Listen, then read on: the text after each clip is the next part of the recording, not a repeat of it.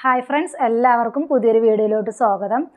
അപ്പോൾ ഞാനിന്ന് വന്നേക്കുന്നത് കുറച്ച് കാര്യങ്ങൾ നിങ്ങളുമായിട്ട് ഷെയർ ചെയ്യാമെന്ന് പറഞ്ഞിട്ട് വന്നതാണ്. വേറൊന്നുമല്ല, നമ്മൾ ഈ ഒരു ജനറേഷൻ എന്ന് പറയുന്നത് പല ദുഃഖങ്ങളും സങ്കടങ്ങളും അതുപോലെ തന്നെ പല പല പ്രശ്നങ്ങളും കാര്യങ്ങളുമായിട്ട് മുന്നോട്ട് പോകുന്നതാണ് അല്ലേ ഇപ്പോഴത്തെ ജനറേഷൻ. പണ്ടൊക്കെ ഒന്ന് നോക്കൂ, ഒന്നിനെക്കുറിച്ചും അവർ ചിന്തിക്കാറേ ഇല്ല. നാളെകളെക്കുറിച്ചോ ഇന്നലകളെക്കുറിച്ചോ ഇന്നിനെക്കുറിച്ചോ അവരൊന്നും ചിന്തിക്കാറില്ല.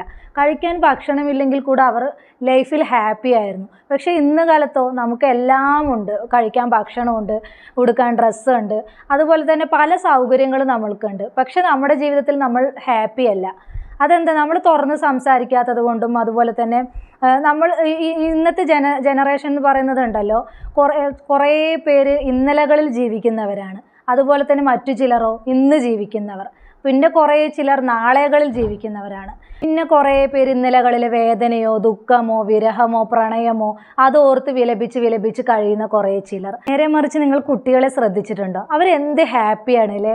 അവരുടെ ജീവിതത്തിൽ ഒരു പ്രശ്നങ്ങളോ കാര്യങ്ങളോ ഒന്നുമില്ല. അവർ എപ്പോഴും ഹാപ്പിയാണ്. അവരൊന്നിനെക്കുറിച്ചും ചിന്തിക്കാറില്ല.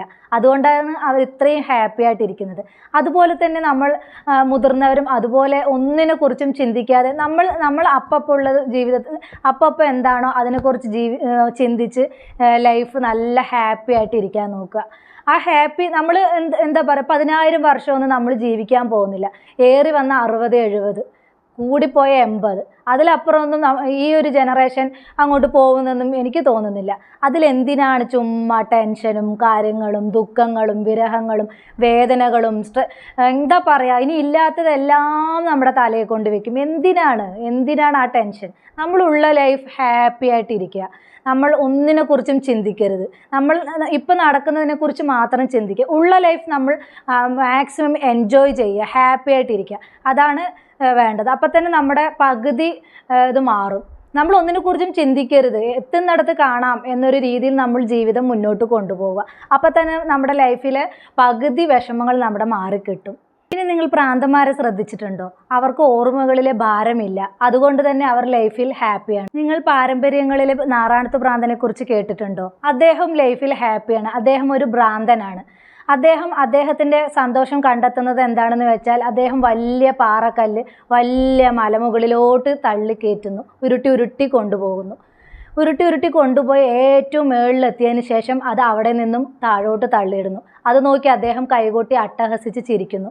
അദ്ദേഹത്തിൻ്റെ സന്തോഷം കണ്ടെത്തുന്നത്, അദ്ദേഹം ആ കല്ല് ഉരുണ്ട് പോകുന്നത് കണ്ടിട്ടാണ് അദ്ദേഹം അതിൽ നിന്നും സന്തോഷം കണ്ടെത്തുന്നത്. കഷ്ടപ്പെട്ടത് നഷ്ടപ്പെട്ടിട്ട് ഓർത്തും പൊട്ടിച്ചിരിക്കുന്ന ഒരു മനുഷ്യൻ. നമുക്കോ ഒരു ചെറിയ പ്രശ്നം പോലും നമുക്ക് താങ്ങാൻ കഴിയുന്നില്ല. നമുക്കൊരു നഷ്ടമുണ്ടായി, നമുക്കത് ചിരിക്കാൻ കഴിയില്ല. ശരിയാണ്, നമ്മൾ ചിരിക്കേണ്ട. അതിനെക്കുറിച്ച് ഓർത്ത് നമ്മുടെ ജീവിതം നശിപ്പിക്കരുത്. അതിനെക്കുറിച്ച് ചിന്തകൾ വരുമായിരിക്കും, എങ്കിലും നമ്മൾ അതിനെ തന്നെ ഓർത്ത് നമ്മുടെ ജീവിതം നഷ്ടപ്പെടുത്തരുത്. ഉള്ളതിൽ നമ്മൾ ഹാപ്പി ആയിട്ടിരിക്കുക. ഇത്രയും നഷ്ടത്തിൽ അദ്ദേഹം നാറാണത്ത് ഭ്രാന്തൻ ചിരിക്കാൻ കഴിയുന്നുണ്ട്. അദ്ദേഹത്തിന് പക്ഷെ നമ്മൾ വിളിക്കുന്ന പേരെന്താ? ഭ്രാന്തൻ. നഷ്ടത്തിലും ചിരിക്കാൻ കഴിയും എന്ന് പഠിപ്പിച്ചു തന്ന ആളാണ് നാറാണത്ത് ഭ്രാന്തൻ. നമ്മൾ നഷ്ടത്തിൽ ചിരിക്കുകയൊന്നും വേണ്ട, പക്ഷെ പതറാതെ നമ്മൾ മുന്നോട്ട് പോകണം. അതാണ് നമ്മുടെ വിജയം. അതുപോലെ തന്നെ ഡൈ എം ടി എന്നൊരു പുസ്തകമുണ്ട്. ഒരു ഗുരു വിദ്യാർത്ഥികളോട് ചോദിക്കുന്നുണ്ട്, ലോകത്തിലെ ഏറ്റവും സമ്പന്നമായ പ്രദേശം ഏതാണെന്ന്.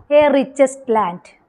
കുട്ടികൾ ഓരോരോ ഉത്തരങ്ങൾ പറയുന്നുണ്ട്, പക്ഷെ അതെല്ലാം തെറ്റാണെന്ന് ആ ഗുരു പറയുകയാണ്. കുട്ടികൾ പറയുന്ന ഉത്തരങ്ങളൊന്നും ശരിയല്ലായിരുന്നു. അപ്പോൾ ആ കുട്ടികൾ ചോദിക്കുന്നു, ഏതാണ് റിച്ചസ്റ്റ് ലാൻഡ്? ഗുരു തന്നെ പറയൂ എന്ന് പറയുന്നുണ്ട്. അപ്പോൾ ഗുരു പറയാണ്, ലോകത്തെ ഏറ്റവും റിച്ചസ്റ്റ് ആയിട്ടുള്ള ലാൻഡ് എന്ന് പറയുന്നത് ശ്മശാനമാണെന്ന്.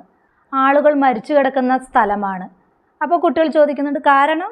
അപ്പോൾ ഗുരു പറഞ്ഞു, എത്ര എഴുതപ്പെടാതെ പോയ കഥകളാണ് ആ കിടക്കുന്നത്, എത്ര നടക്കാതെ പോയ കിനാവുകളാണ് ആ കിടക്കുന്നത്, എത്ര സ്വപ്നങ്ങളാണ് ആ മണ്ണുമൂടി കിടക്കുന്നത്, എത്ര സ്നേഹബന്ധങ്ങളാണ് ആ കിടക്കുന്നത്, ചേർത്ത് പിടിക്കാതെ പോയ എത്ര ആലിംഗനങ്ങളാണ് ആ കിടക്കുന്നത്, പകരാതെ പോയ എത്ര ചുംബനങ്ങളാണ് ആ കിടക്കുന്നത്.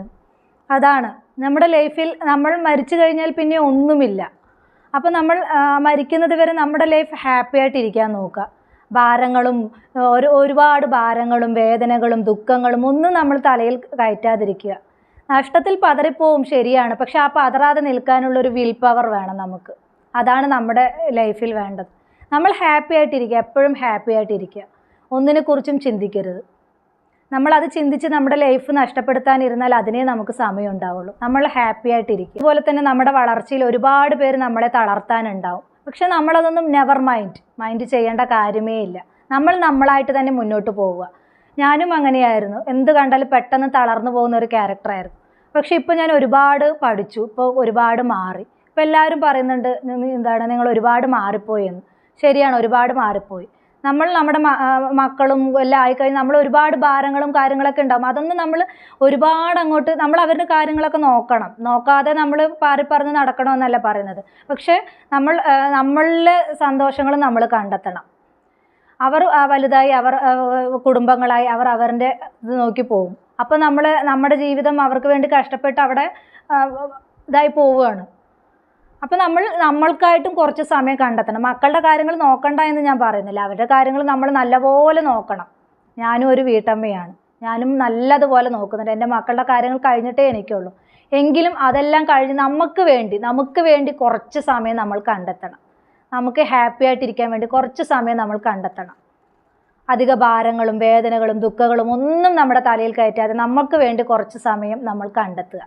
അപ്പോൾ നമ്മൾ ജീവിതത്തിൽ പരാജയപ്പെട്ടു പോവില്ല. നമ്മൾ എപ്പോഴും ഹാപ്പി ആയിട്ടിരിക്കും. പിന്നെ എപ്പോഴും ചിരിക്കാൻ ശ്രമിക്കുക. ആരുടെ മുമ്പിലും കരഞ്ഞു മെഴുകി നമ്മുടെ ലൈഫ് തുറന്നൊരു പുസ്തകമാവാതിരിക്കുക.